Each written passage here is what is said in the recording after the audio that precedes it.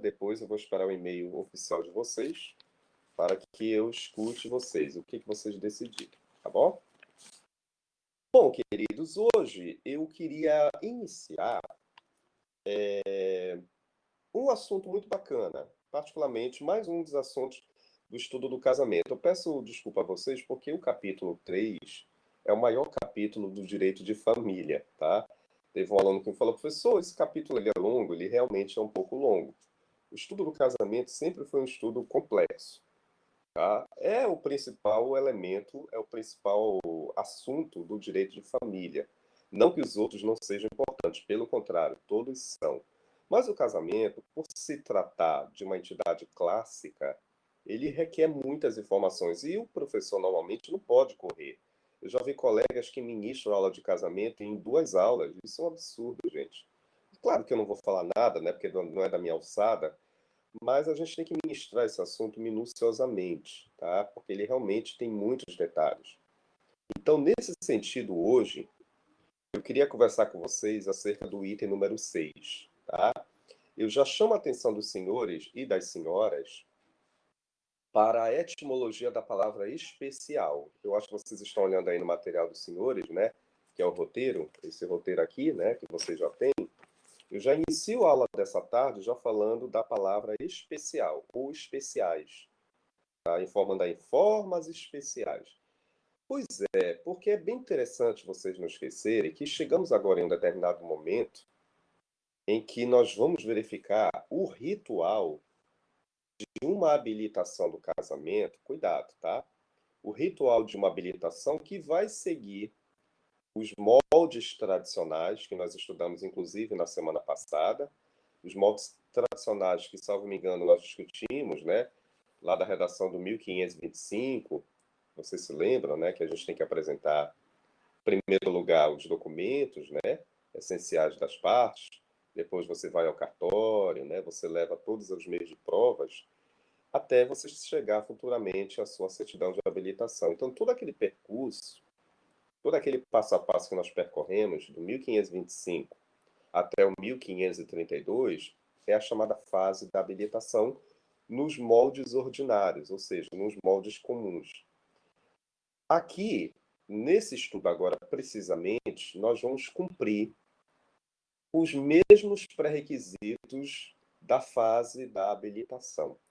Então, mesmo se tratando de formas especiais, mas essas formas especiais, elas vão cumprir com a chamada fase prévia da habilitação, comparando, obviamente, aquela etapa comum que nós já estudamos, que é a chamada forma ordinária, tá? Agora, alguém me pergunta, mas professor, o que quer dizer etimologia? Por que especiais? Porque, queridos, nós vamos agora chegar a tal ponto da celebração ir de encontro, ou seja, ela vai cumprir com outras regras específicas, excepcionais, e vai diferenciar da forma ordinária que nós estudamos anteriormente, lá da fase da celebração. Porque você se lembra lá da fase da celebração dos moldes ordinários? Te lembras que, por exemplo, depois que você obteve o certificado de habilitação, né? Você vai ter que voltar ao cartório, você vai ter que retornar naquele mesmo dia, naquele mesmo horário, naquele lugar, né? E dar entrada, dar andamento à tua celebração perante ao juiz de paz, né? Ou seja, os contratantes, né? Os contraentes, eles têm que voltar, têm que escolher justamente aquele prédio. Então, todo aquele conjunto de regras que nós estudamos do artigo 1533 até o artigo 1538, é a chamada fase da celebração nos moldes ordinários, ou seja, na regra comum, tá? A palavra ordinária quer dizer rito comum.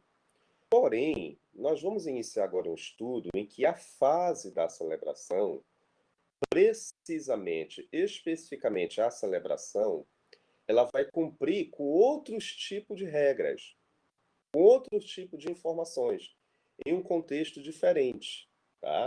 São regras específicas que vai diferenciar uma modalidade para uma outra modalidade, tá? Então, o que vai ser diferente, professor? Vai ser diferente o rito da celebração. perante essas modalidades que nós vamos começar a estudar hoje, tá? Agora, o rito da habilitação segue as mesmas regras dos feitos ordinários pelos quais nós já estudamos, tá? 1525 até o artigo 1532. Mesmo se tratando de formas especiais, porém, o rito da habilitação permanece. A única coisa que vai ser diferente é o chamado rito da celebração. Aqui sim, a celebração, eu posso dizer aos senhores e às senhoras que nós vamos ter diferença, tá? No contexto do ritual da celebração. Cada modalidade vai seguir uma etapa distinta, vai seguir uma regra distinta uma da outra, tá? Especificamente da celebração, tá bom? Pois bem, então já sabemos por que a etimologia especial, porque são regras próprias, né? São regras diferenciáveis, são regras que cada uma dessas modalidades deverá cumprir dentro da sua própria fase da celebração. Cuidado, fase da celebração. Não estou falando fase da habilitação, porque a habilitação, você já entendeu, segue os mesmos parâmetros, né? As mesmas regras lá do 1525 em diante, tá? Dos meios ordinários, né? Mas aqui nós vamos ter uma diferença agora da celebração. Nesse sentido, nós seguimos aqui uma regra taxativa, que o nosso Código Civil nos estipula, né? A primeira dessas modalidades especiais que está prescrita aqui na nossa redação do nosso Código Civil, nós temos a chamada modalidade que está no item 6.1, modalidade de casamento, né, em caso de moléstia grave. A partir de agora, eu queria também convidar vocês, se possível, que vocês também, junto comigo, vamos observar também juntos aqui o nosso Código Civil, porque desde a aula passada eu venho informando para vocês, né, que as nossas aulas agora vão precisar um pouquinho da força, né, do nosso ordenamento jurídico, principalmente do nosso código, porque tem algumas informações que eu vou precisar explicar com bem mais detalhes para vocês, com base justamente na nossa norma, tá? Então eu queria também convidar vocês, que vocês também, à medida que estiverem escrevendo, vocês também observem o código junto comigo, tá? Que eu também preciso informar algumas informações para vocês, tá? Essa modalidade de casamento moléstia grave, ela segue também um conjunto de regras a partir do dispositivo do artigo 1539. Mas antes de começar a ler esse dispositivo e depois explicar para vocês as regras específicas, eu já chamo a atenção de imediato para a nomenclatura, se vocês puderem até grifar, a nomenclatura moléstia grave, tá? Se vocês puderem aí passar o mouse e uma caneta, etc., para essa etimologia e essa nomenclatura moléstia grave. Tenhamos uma certa atenção aqui, tá? Esta modalidade, queridos, ela é bem excepcional. É uma situação realmente atípica, tá? Como é que isso acontece na prática? Pode ser, vamos prestar atenção aqui, pode ser que algum dos contraentes, ou de repente dos noivos, né? Algum dos interessados, possa, no exato momento, possa ser que nesse exato instante, não esteja em uma condição, até biologicamente falando, psicologicamente falando, em um bom estado, tá? Essa pessoa, por exemplo, possa estar sofrendo alguma situação de enfermidade. Cuidado que eu estou dizendo, tá? Eu estou dizendo aos senhores que alguma das partes contratantes ou contraentes, algum dos noivos, né? Pode ser ele, pode ser ela, por exemplo, nesse exato momento não esteja perpassando por um bom estado clínico de saúde, tá? A tal ponto da pessoa se encontrar com uma determinada enfermidade. Agora, meus queridos, esta enfermidade está a tal ponto grave, olha só a nomenclatura, né? Moléstia grave, uma situação de enfermidade de natureza grave, a tal ponto da própria pessoa, mesmo que esteja com a sua sã consciência, mas esteja, por exemplo, até incapacitada de se locomover fisicamente, né? De caminhar, por exemplo, né? Até o cartório competente para dar andamento ao ritual da celebração. Pode ser que, por exemplo, aquela pessoa tenha sofrido um acidente, né? tenha estado, ou de repente está em situação de internação perante alguma clínica, perante algum hospital, precisamente, né? E aí a pessoa pode ter sofrido um grave acidente que tornou até com alguma deficiência física, possa ter adquirido, né? Então, aí o que que acontece? Ela está internada, professor, ele ou ela, o fulano ou a fulana, mas a hora a ironia do destino, professor, daqui na outra semana, daqui a 2 semanas precisamente, vai haver justamente a fase da celebração. Tudo indicava a crer que eles tinham que voltar ao cartório para dar andamento no ritual da celebração. Infelizmente, por ironia do destino, aconteceu esse acidente. Entre a fase propriamente dita da habilitação do casamento deles, perante a fase da celebração, que vai fechar todo o ciclo matrimonial propriamente dito, tá? Então, o fulano ou a fulana sofreu esse acidente, está internado, né? Um estado grave, porém ainda está com a sua sã consciência, tá? Não está, não posso dizer assim que não está em estado de coma, tá? A pessoa tem ciência dos seus atos, mas pode ter sofrido de repente alguma incapacidade física, que está obviamente incapacitado de se locomover, por exemplo, até o cartório, de retornar ao cartório e dar andamento à sua celebração, tá? Queridos, se realmente isso ficar constatado através do laudo clínico, de todo o laudo pericial, que a pessoa realmente apresenta a sua sã lucidez, mas não está em condições físicas, biológicas o suficiente para retornar àquele determinado cartório competente para fechar a fase da celebração, para concluir. Se isso realmente vier a ser concluído, vier a ser averiguado, constatado, tá? Abre-se um precedente. Pode ser que as autoridades competentes, ao invés de esperar essas partes, os interessados, até o cartório, pode ser que essas autoridades competentes saiam dos seus ambientes, saiam dos seus recintos e se direcionem até, por exemplo, aqueles interessados. De repente, até no próprio hospital, se for o caso, tá? Por quê, professor? Pode ser que as autoridades se direcionem até onde se encontra, por exemplo, aquele enfermo, né? Aquele interessado enfermo, juntamente com a sua outra parte, porque nós estamos vivenciando um contexto excepcional. Uma dessas partes contratantes sofreu um acidente. Tem como atestar isso? Tem como provar, por exemplo, um laudo clínico, um laudo pericial médico? Tem como atestar que ali adquiriu, por exemplo, uma deficiência física? De repente ficou até de cadeira de rodas aquela pessoa em virtude do acidente. E não tem condições biológicas, né, físicas, de naquele exato momento se direcionar, de voltar ao cartório para dar andamento no ritual da celebração. Pelo contrário, essas pessoas, esses interessados, vão precisar que as autoridades posteriormente se direcionem até elas para dar andamento e finalização no ritual do casamento propriamente dito, tá? Aí é que nós chegamos na chamada modalidade de moléstia grave, tá?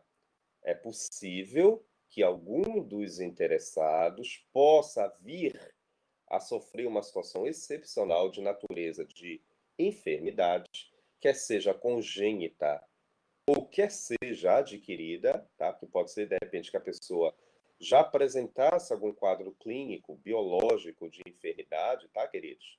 Né? Uma pessoa, por exemplo, com alguma doença, né? E esse quadro, à medida que o tempo vai passando, começou a se agravar, a tal ponto que a pessoa não consegue mais nem sequer se locomover. Por exemplo, uma pessoa com uma diabetes, né? Então, isso, o que que aconteceu? Professor, infelizmente, o agravamento desse estado clínico desse contratante, infelizmente, está acontecendo durante essa fase de celebração de casamento.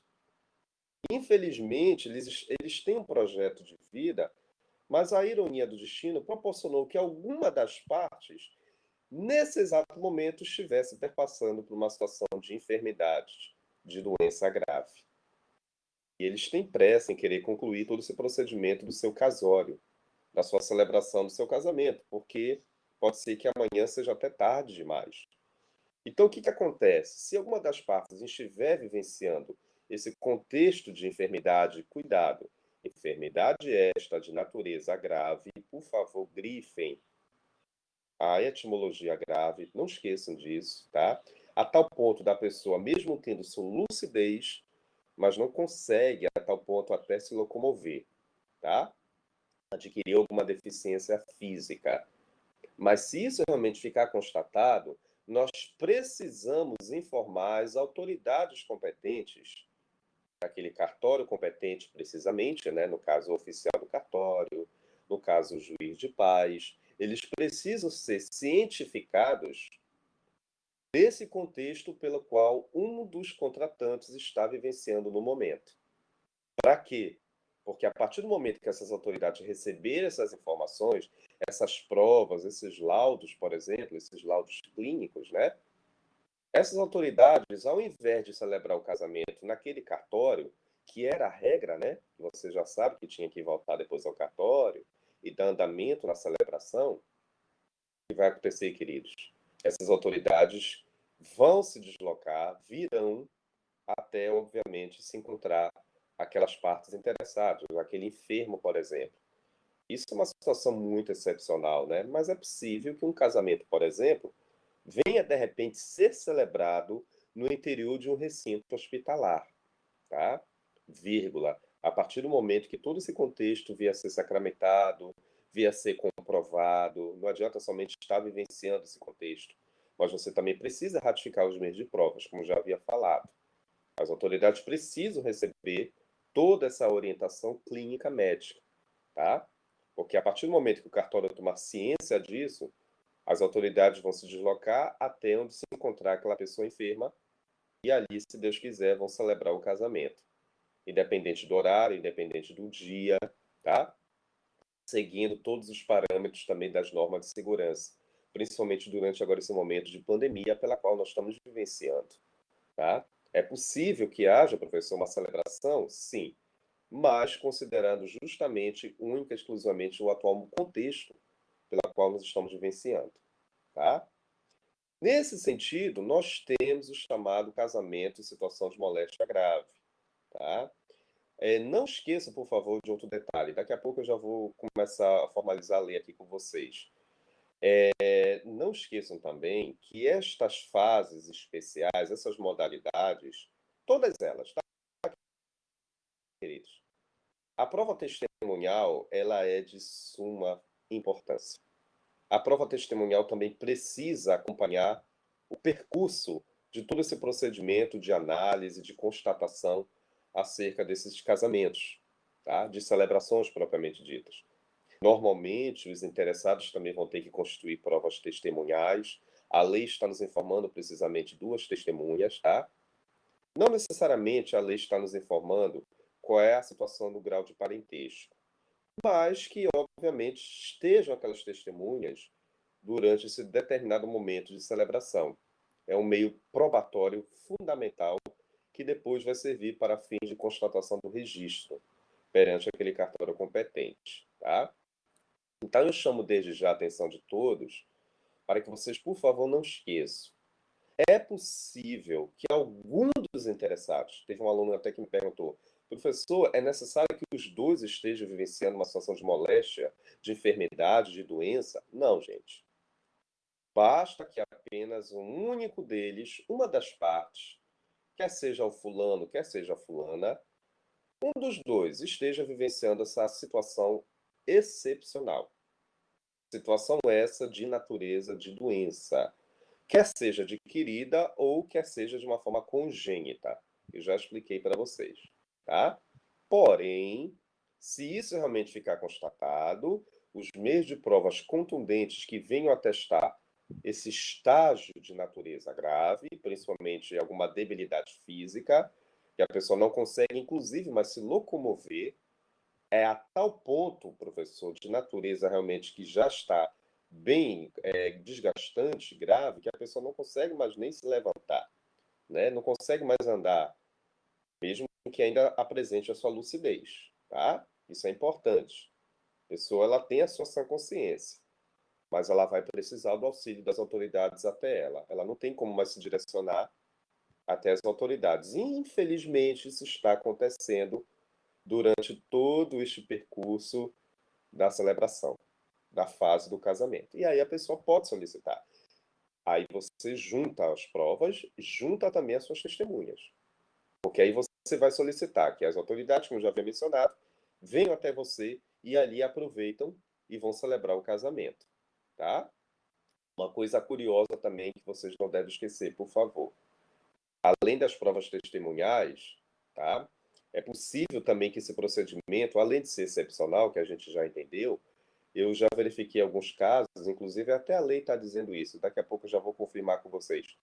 Até, de repente, durante a noite, queridos, pode ser que até as autoridades venham visitar aquele enfermo, né? Juntamente com a sua interessada ou com o seu interessado, e também durante a noite é possível que esse procedimento venha a ser até confirmado. Claro que agora, em virtude desse estágio de pandemia, vamos ter que depender dos horários da disponibilidade do recinto hospitalar, né? Os horários de visitas, todo o procedimento burocrático de segurança, tá? Mas normalmente é possível que a celebração seja também confirmada no período noturno, tá? Que realmente vai depender da predisposição do agendamento das autoridades. E outra coisa, meus amigos, cuidado, tá? Eu também já vou confirmar aí com vocês.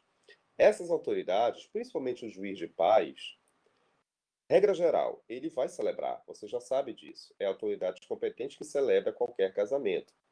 Mas nem sempre pode ser que essa autoridade, esse juiz de paz, possa de imediato até comparecer.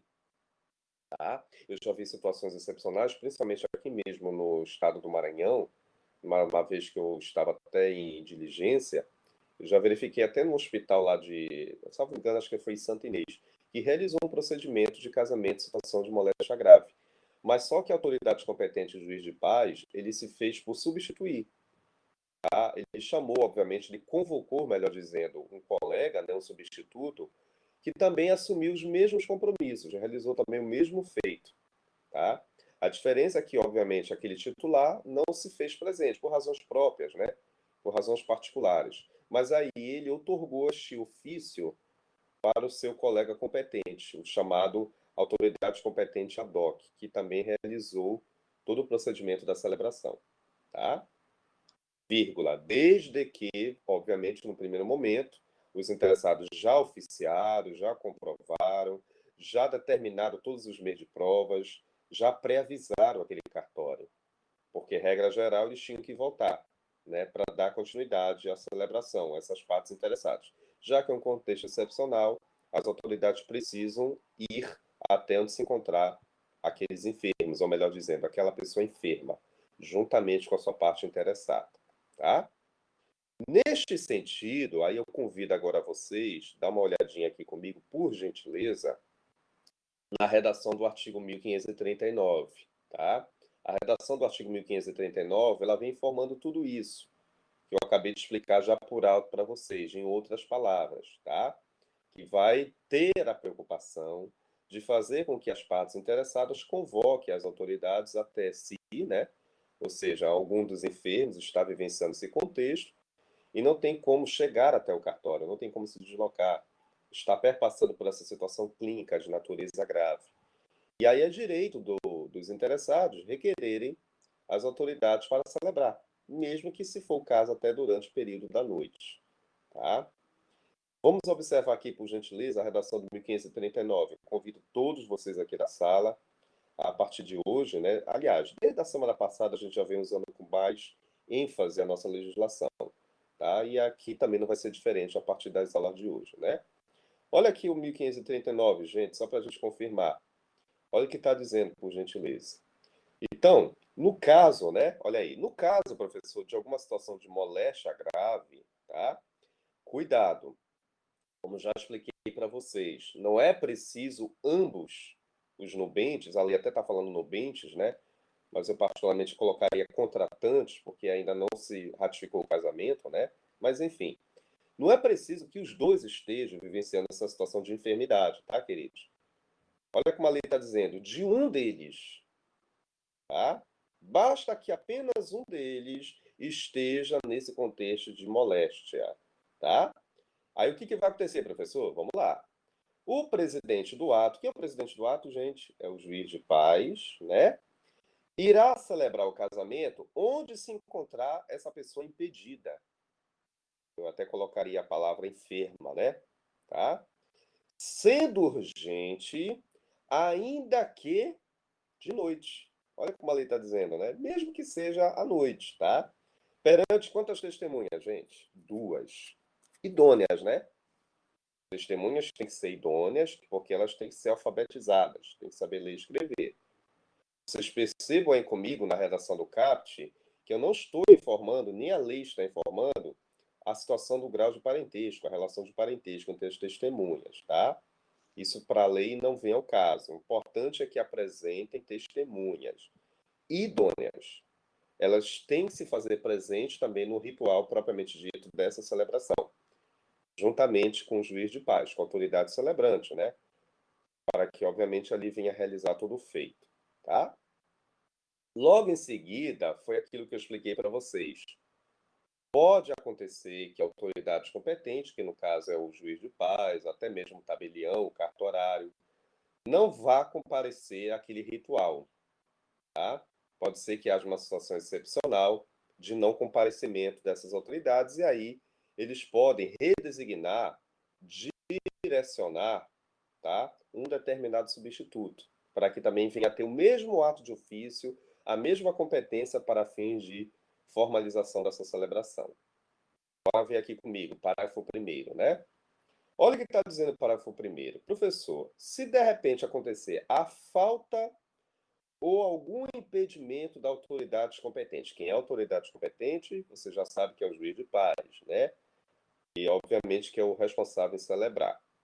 Para presidir o casamento, se tiver alguma falta desse juiz de paz, será suprido por quem? Por algum dos seus substitutos.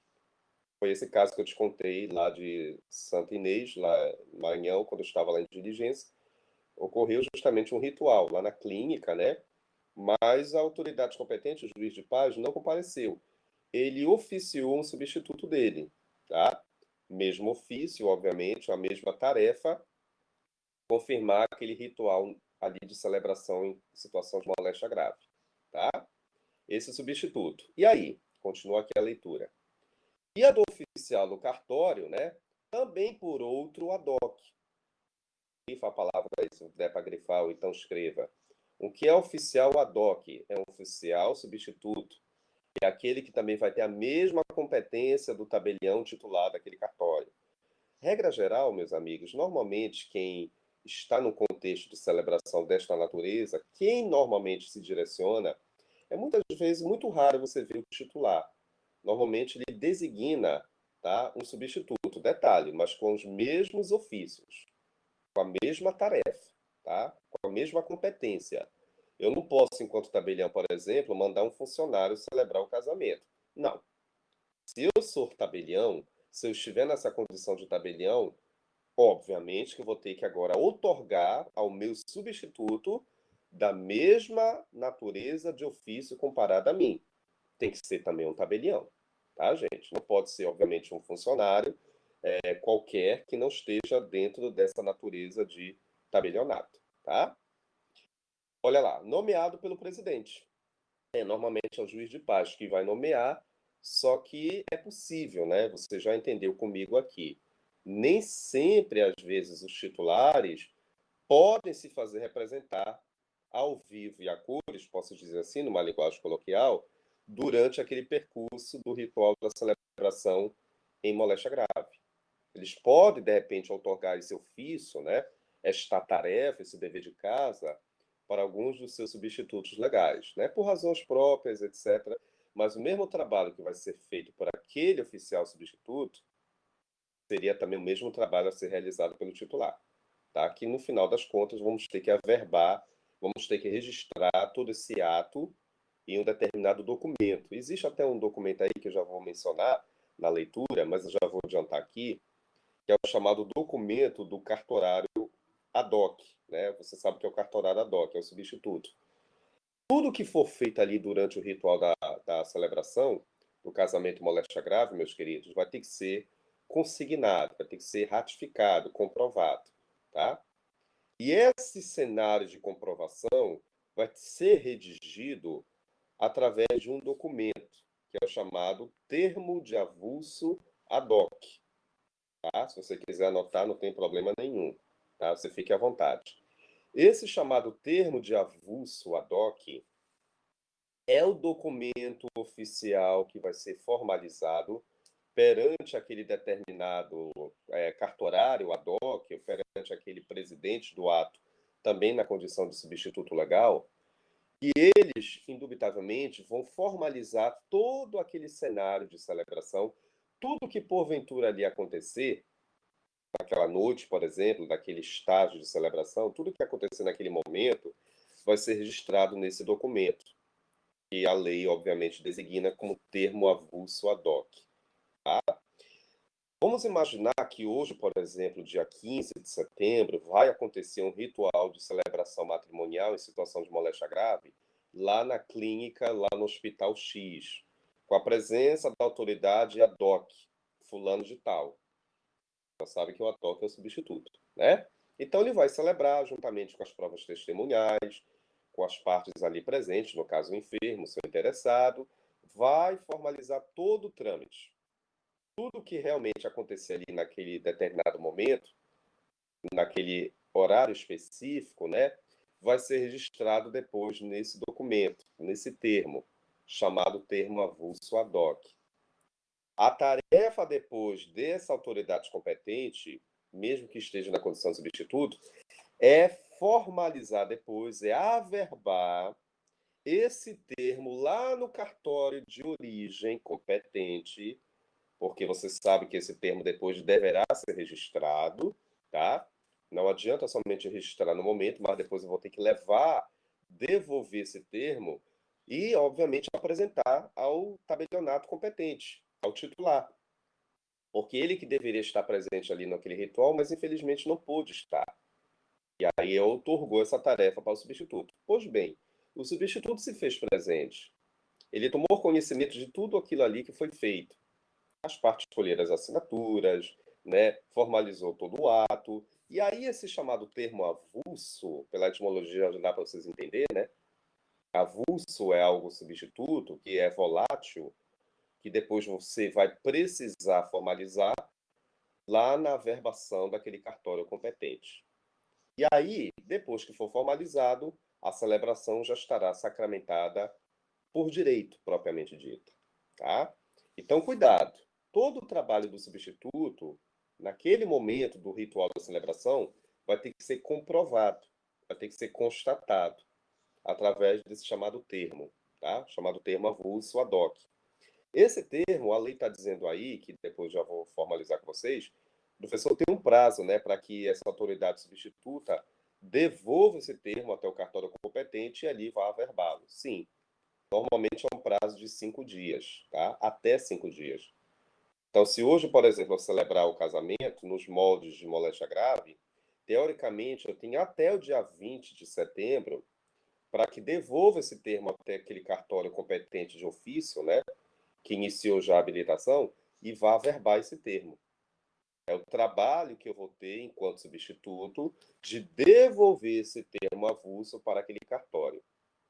Para que eu tenho que devolver? Porque eu vou ter que averbar esse termo, para futuramente lavrar a chamada certidão definitiva do casamento. Tá, gente? E esse trabalho que o cartorário substituto vai ter, ele vai ter que cumprir durante esse período. Ele tem até 5 dias para devolver esse termo avulso ao cartório. Tá?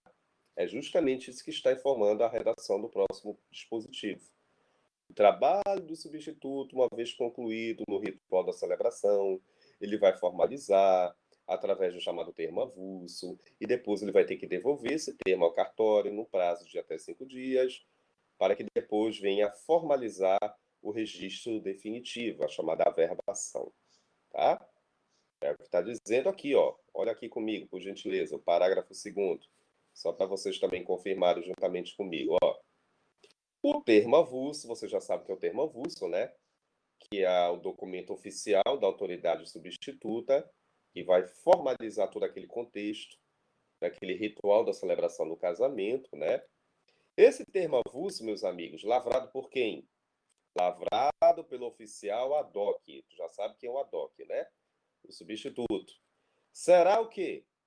Registrado no respectivo cartório. A lei está dizendo aí, no respectivo registro, né? O teu cérebro já acionou imediatamente para o cartório de notas competente, tá? Em outras palavras. Qual o prazo, gente? 5 dias, tá, professor? Esses 5 dias é contar justamente do ritual da celebração do casamento em moléstia grave. Então, se hoje eu celebrei, eu tenho 5 dias enquanto autoridade competente ad hoc de devolver esse termo avulso, de apresentar esse termo avulso para o tabelião titular daquele cartório, porque vai sofrer uma averbação. É porque futuramente vamos precisar dessa averbação para lavrar a certidão definitiva do casamento. Claro que não vai faltar o quê, né, gente? Olha a redação final. Perante duas testemunhas, ficando depois arquivado, né? Óbvio, né, queridos? As testemunhas também têm que estar presentes aqui nesse termo avulso, elas vão ter que assinar, né, queridos? Até porque se trata de matéria de natureza de ordem pública, precisa da veracidade do contexto da prova testemunhal, tá? Então, a partir do momento que esse oficial ad hoc finalizar todo o seu trabalho, colher as assinaturas, formalizar tudo o que ali aconteceu durante aquele ritual, explicar, melhor dizendo, né? Tudo o que aconteceu durante aquele ritual, a minha tarefa é depois direcionar esse meu termo, essa minha certidão, para o cartório, devolver, porque lá vai sofrer um registro, tá? O tabelião titular, ele não se fez presente no ritual, tudo bem, mas ele vai ter a tarefa, o tabelião titular, de averbar esse termo avulso, a partir do momento que ele receber. E isso, o trabalho do substituto, ele vai ter que correr, vai ter que formalizar, vai ter que concluir, vai ter que levar ao cartório competente em até 5 dias. Tá? Claro que ali colhendo todas as informações, inclusive até a prova testemunhal, né? As testemunhas também vão ter que estar presentes naquele termo avulso, obviamente as suas assinaturas, né, propriamente ditas, para que todo o trabalho depois venha a ser concluído com bom êxito. Tudo isso por quê? Porque posteriormente nós vamos querer buscar a certidão definitiva do casamento. O termo avulso depois vai ser averbado e vai formalizar futuramente a certidão definitiva do casamento, tá? Então, este é o chamado casamento moléstia grave. Não se esqueça, para quem chegou depois, é uma situação de enfermidade, uma doença que alguma das partes possa estar perpassando, tá? Ou porque adquiriu, ou porque de repente já é uma forma até congênita, tá? Desde o seu nascimento, mas infelizmente está agravando essa situação. As pessoas têm direito de solicitar a presença das autoridades competentes até si, tá? Até onde estiverem. Mesmo que estejam internados, por exemplo, um deles, ali pode ser celebrado um casamento, tá? Agora, não basta somente estar vivenciando o contexto de moléstia grave. Eu preciso também comprovar isso, tá? Não é preciso também ser ambos, você já entendeu. Basta que um deles esteja vivenciando esse contexto excepcional, tá? E aí você vai oficiar o cartório, você vai levar as provas, vai apresentar para os titulares, para que depois, ao tomar conhecimento, eles venham até você e ratifiquem a situação propriamente dita da celebração do casamento, tá? Agora, vai precisar de provas, vai precisar de todo um contexto de provas, não só documentais, periciais, como também testemunhais, né? As testemunhas são importantíssimas, não só para essa modalidade, para todas as modalidades, tá? Eu já chamo a atenção dos senhores para esse detalhe, isso cabe até uma observação. As modalidades especiais, a prova testemunhal é de suma necessidade, tá? Se vocês estiverem anotando aí, anotem. Isso daí vocês nunca devem esquecer, tá? Então, a partir do momento que tudo vier a ser ratificado, eu tenho a presença das autoridades até mim, eu vou ter à disposição, e no final nós vamos formalizar através de um termo, chamado termo avulso, que depois vai ser averbado lá no cartório competente, e aí sim a celebração vai estar concluída. Esta etapa que fugiu à regra, né? Esta etapa da celebração que cumpriu com as suas regras próprias. as chamadas regras da moléstia grave, tá? Mas não é só essa modalidade que nós temos. Hoje, na aula, precisamente de hoje, eu vou comentar também a outra modalidade, tá? Que é a modalidade de casamento não compatível. Aí na quinta-feira a gente fecha as demais modalidades, tá? Esta modalidade de casamento não compatível, por favor, já inicia pela própria etimologia, né? É um pouco estranho a etimologia não compatível, mas vem do latim, o verbo nunc parem, tá? O verbo nunc parem do latim é algo que você formaliza por viva voz. Você vai pronunciar algo, tá? Interessante o latim, né? Sou defensor do latim, eu acho que o latim nunca deveria ter saído, né, dos nossos estudos, mas enfim. Então, nunc pare quer dizer você formalizar algo em viva voz. Você vai formalizar utilizando o seu instrumento vocálico, tá? É uma situação muito excepcional, queridos, porque vamos chegar agora ao momento, depois nós vamos comentar esses artigos, tá? Primeiro vamos observar aqui que eu tenho para informar para vocês, tá? Esta modalidade aqui, queridos, parece, entre aspas, brincadeira, mas não é, tá? É uma situação até muito contundente, uma situação até problemática, que alguma das partes, mesma regra, tá?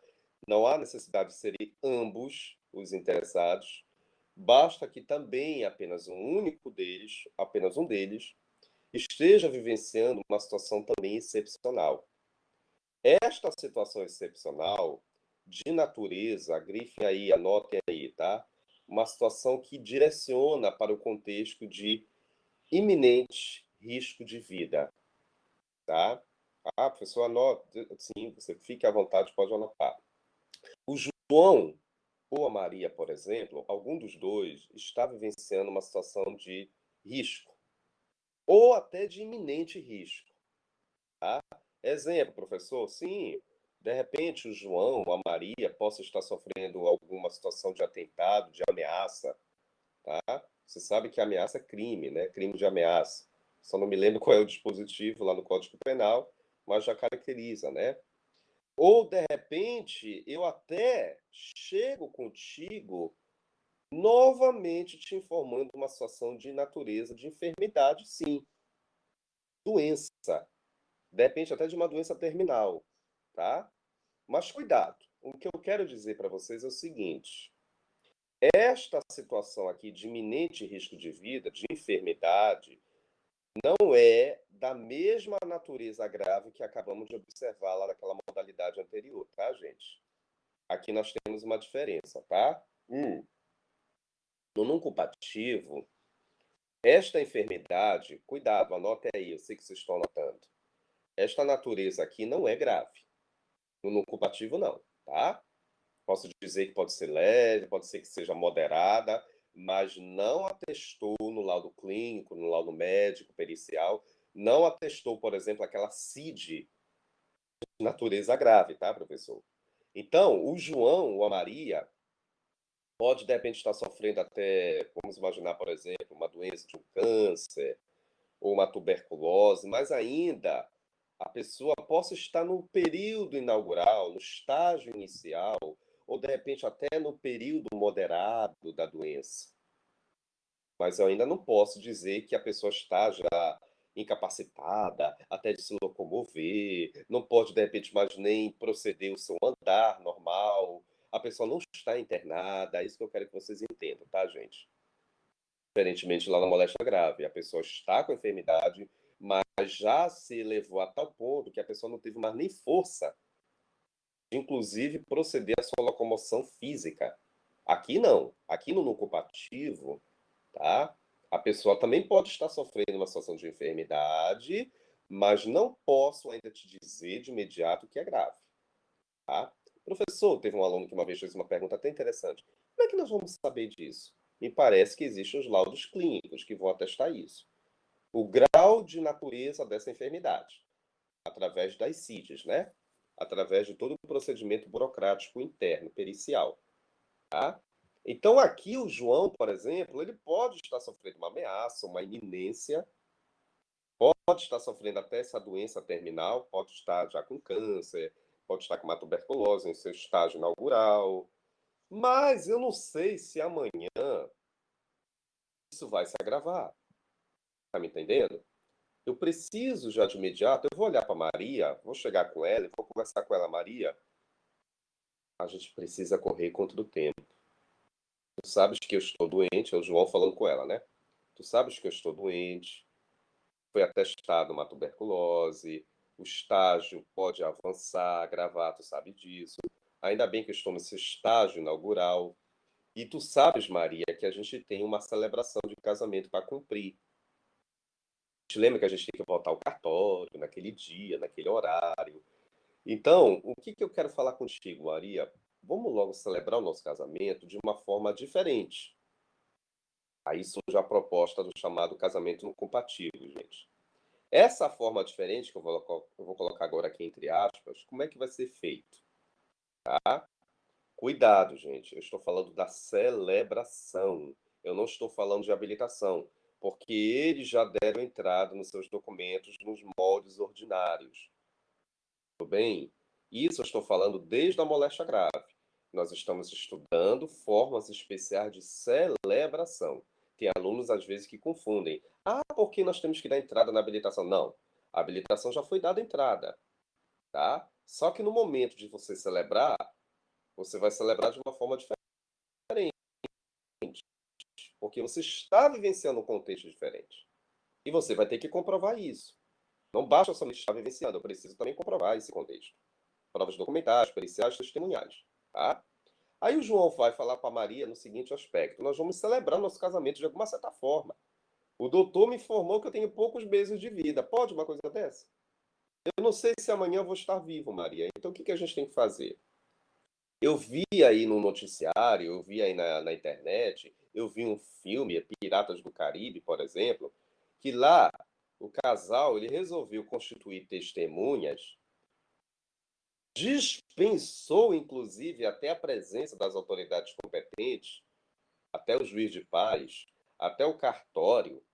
E sabe o que aconteceu, Maria? Ela, o que é, amor? O que aconteceu?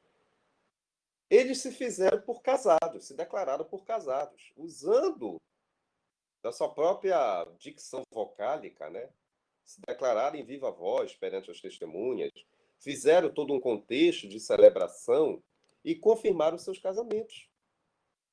Aí a Maria olha assim para ele, mas quer dizer que eles se fizeram por casados, se declararam perante provas testemunhais e somente foi isso necessário? Não. Tá? Esta é a primeira etapa.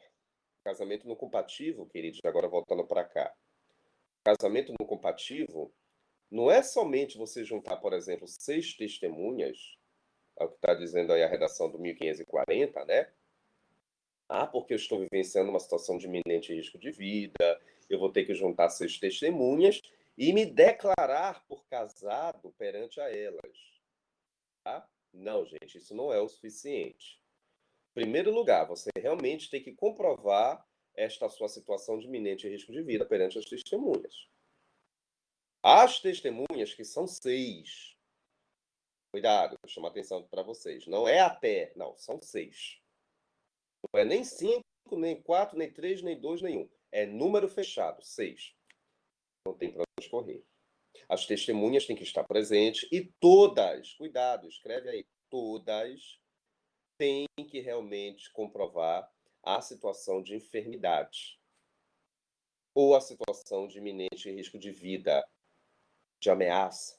Quando eu falar enfermidade, cuidado, não associe a natureza grave, não associe, tá? Uma moderada, de natureza leve, mas eu tenho que apresentar um laudo, né, um atestado, e as testemunhas têm que entender, elas vão ter que olhar entre si e verificar realmente o João se encontra numa situação de uma doença de tuberculose, de câncer, tá?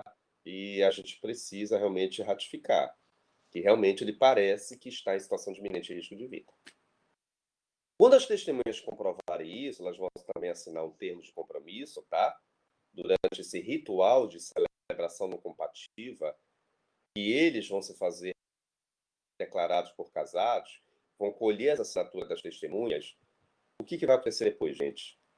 Essas testemunhas que presenciaram todo aquele ritual, declararam aquele casal por casados perante essas 6 testemunhas, tá? Depois vamos para a parte 2. Qual é a parte 2? Nós temos que informar o judiciário. Lógico, né, queridos? É para garantir a segurança jurídica. Qual é o fórum competente? É o fórum competente do domicílio do casal. A lei não está dizendo isso, mas já estou adiantando aqui para você. Você já está anotando, tá? Se alguém te perguntar, mas qual é o juízo? Qual é o juiz competente? É o foro do domicílio do determinado casal, dos interessados, tá? Esse juízo, essa vara da família, vai receber esses comunicados, tá? Que normalmente o casal ele pode até constituir um advogado, uma defensoria pública, e vai ter que formalizar o comunicado no compativo. O pedido para dar entrada lá na justiça. Porque o juiz ele precisa realmente saber, gente, se ali aquele ritual da celebração realmente foi verídico. O juiz vai ter que realmente comprovar que o João se encontra em situação de iminente risco de vida. Que naquele determinado dia que aconteceu aquele ritual, não foi nada de farsa. Não foi nenhuma simulação. Porque tu sabes que simulação é vício, né, gente? É vício do negócio jurídico, passivo de ser anulado. Então, o juiz ele realmente vai ter que comprovar se não ocorreu nenhum vício ali, se as testemunhas realmente não foram compradas, se realmente alguém juntou prova falsa, porque nós estamos falando de celebração, de ato público. E o juiz precisa ouvir as testemunhas, não só ouvir todas as testemunhas, como também vai analisar as provas que atestam, ou que melhor dizendo, as provas que atestam esta situação de iminente risco de vida. Aí o juiz vai ouvir as testemunhas, normalmente num prazo, né? Acho que, salvo me engano, a lei está dizendo aí 10 dias. E depois vai ouvir os interessados, tá? Salvo me engano, é um prazo de 15 dias, tá? Depois que o juiz ouvir primeiras testemunhas e logo em seguida, alguns dias depois, vai ouvir o João e a Maria, é claro que o juiz vai dar uma posição, né, gente? O juiz vai ter que decidir se realmente confirma a tese daquele ritual no compativo, realizado no dia 10 de setembro, considerando que hoje, por exemplo, é dia 1º de outubro, né? O juiz já tomou conhecimento de todo o procedimento que chegou até ele, né? Do comunicado no compativo, e ali assinou as testemunhas, assinou as partes interessadas, né? O João e a Maria. Aí o juiz ele vai convocar as testemunhas para ouvi-las e depois vai ouvir as próprias partes. Depois que o juiz ouvir todo mundo, ele vai também ouvir o Ministério Público como fiscal, né? E ele vai ter que dar uma sentença. Se confirma a tese ou não daquele ritual da celebração não compativa. Detalhe: a sentença ela pode ser positiva ou não. Se for positiva, o ritual não compativo ele foi confirmado e aí nós temos o efeito ex-tunc, né? Eu estou confirmando a celebração não é desde hoje, desde o momento que foi celebrado aquele ritual até hoje, tá? O efeito ex-tunc. Mas se a sentença for negativa, professor, o juiz entendeu que foi uma simulação, que as testemunhas não comprovaram nenhuma situação de iminente risco de vida, houve contradição entre as testemunhas, uma disse que realmente é uma situação, a outra discorda, a sentença é negativa, gente. O que acontece com as partes contratantes? Elas vão ficar de braços cruzados? Não. Elas podem recorrer. A lei está até informando aí na redação os chamados recursos voluntários das partes. As partes podem recorrer da decisão, só que infelizmente só tem uma saída para elas. Ou elas retomam uma nova habilitação, elas vão recomeçar tudo novamente, ou elas podem ingressar com recurso, tá? Porque essa sentença foi negativa, tá? Bom, o que eu quero que vocês não esqueçam hoje? Hoje eu iniciei essa discussão do ritual não compatível, tá? Em virtude já do nosso tempo, que já extrapolou, na quinta-feira eu vou voltar a novamente tratar desse assunto já na leitura do código, explicando já algumas informações bem mais minuciosas para vocês, tá? A gente fecha, a gente somente vai retomar essa discussão na leitura e aí a gente vai dar continuidade a outras modalidades, tá? No caso, na quinta-feira, tá? Mas o que eu quero que vocês não esqueçam é que num compativo, É uma forma de eu me declarar por casado, chamado casamento em viva voz. Descarto a presença das autoridades competentes, do juiz de paz, do cartório, desde que uma das partes se encontre em situação de iminente risco de vida e tem que comprovar. Não é só vivenciar. E eu vou comprovar para 6 testemunhas. Eu vou celebrar meu casamento, nem que seja naquela sala de aula lá na Fibra. Perante 6 testemunhas, todos vamos assinar um documento, um chamado termo, e depois a gente vai ter que levar para o judiciário para comprovar tudo aquilo ali que foi realizado naquele dia, naquele horário. Além das provas que atestam a situação de iminente risco de vida, o juiz vai ter que tomar ciência e dar um posicionamento. Aí teve um aluno que uma vez me perguntou, professor, muitas das vezes até demora mais, né? O não compatível, porque pode ser que a pessoa venha até falecer. Já paraste para pensar comigo? E se a pessoa vier a falecer, gente, durante o devido processo legal? Uma coisa eu te garanto. Se a pessoa vier a falecer, os efeitos vão ser ratificados para fim de formalização do ato, tá? O juiz, de uma certa forma, vai ter que reconhecer todo o procedimento e vai inaugurar a sucessão, né? Não vai deixar de não considerar aquele indivíduo como cônjuge, porque ele vai operacionalizar o efeito ex-tunc, tá? Então, durante o andamento do devido processo legal, se acontecer, de repente, alguma situação excepcional de morte, aí nós temos que operacionalizar o efeito ex-tunc, que reconhece o ritual como reconhecido, tá? Uma situação excepcional. Mas não basta só estar vivendo uma situação, eu também preciso comprovar exemplo da moléstia grave. Aí na quinta-feira eu vou ler com vocês, o Alexandre está aí, me lembra, tá, Alexandre? Eu vou ler para vocês o artigo 1540, tá? E logo em seguida a gente dá continuidade nas outras modalidades, tá? Bom, gente, desde já eu agradeço muito, peço mais uma vez desculpa, passei um pouquinho do horário, como sempre, né? Porque são muitas informações, mas quinta-feira a gente fecha a leitura dos artigos e dá continuidade às outras modalidades, tá? E aí, eu passei um e-mail aqui no grupo, vocês estão vendo aí no chat, eu espero o e-mail que o Alexandre vai me mandar, que eu estou convidando vocês, claro, de uma forma segura, não se preocupe que quem não puder comparecer não vai ser penalizado, tá? De repente, na outra semana, a gente marca um dia, ou terça, ou quinta, a gente fazer, de repente, um retorno gradual lá para nossas aulas presenciais, tá? Não se preocupe que eu não estou forçando ninguém a ir para a instituição. Pelo contrário, tá? A aula que, de repente, ou alguma informação que eu vá passar lá, eu vou abrir meu celular, eu vou gravar minha aula, e você que está aí na sua casa, seja lá onde estiver, você também vai assistir da mesma forma quem estiver lá naquele dia presente lá na nossa aula, tá? Não haverá frequência. Eu só estou fazendo isso porque eu quero deixar bem claro para vocês, transmitir a segurança. A nossa instituição ela está preparada. Então, é só um convite. Aí o Alexandre, hoje ou amanhã depois, me passa um e-mail informando o posicionamento da turma, tá? Porque eu não posso decidir sozinho. Preciso ouvir vocês, tá bom?